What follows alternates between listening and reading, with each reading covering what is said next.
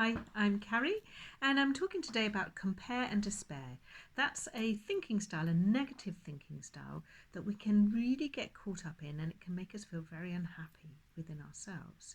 And I notice it a lot with confidence issues, with imposter syndrome, low self-esteem, where we are comparing ourselves negatively in some way to either other people or to a standard that we are setting for ourselves. So let's first talk about that comparison with other people. Two things are happening within that often. One is that we are seeing things coming in, maybe through social media or what people are telling us, or reports that give an maybe unrealistic view of that experience for the other person. So whether they've succeeded in something, done really well, and they're posting something like that, they may be rightly, proud of themselves and showing that success, but maybe not explaining the difficulties along the way, the self-doubt, the negative thinking, or the struggles and hurdles that they might have had to get through in order to get to that point. So that's the first thing, that we may be having an unrealistic view of that outcome or success that we see in other people.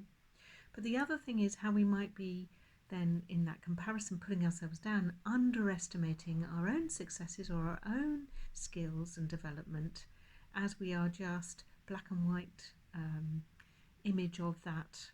Because I haven't got what they've got, therefore I'm less than that other person. So be careful about that. So that's the one aspect to be really mindful of, that comparing, seeing what they're doing is more than and what we are doing is less than. But the other part of the comparison is this internal dialogue where we are maybe setting ourselves up to have reached certain milestones by certain ages.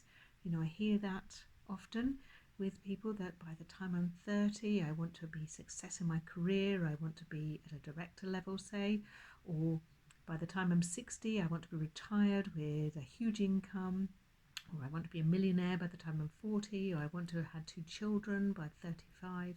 So we're setting these milestones and then comparing ourselves to what we've set ourselves, and then maybe seeing that we haven't reached what we thought we were going to do by that time, and comparing ourselves in despair.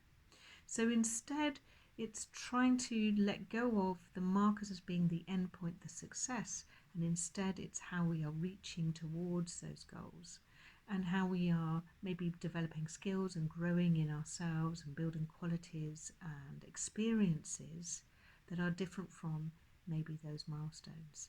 So despair can be in that way too. So the way to combat that is notice you're doing it, and am I starting to measure my worth and my esteem on other people's goals and other people's outcomes rather than your own, and then trying to let go of that and see the process of what you're doing, how you're learning, as the thing that's most important and valuable to you. So give that a go.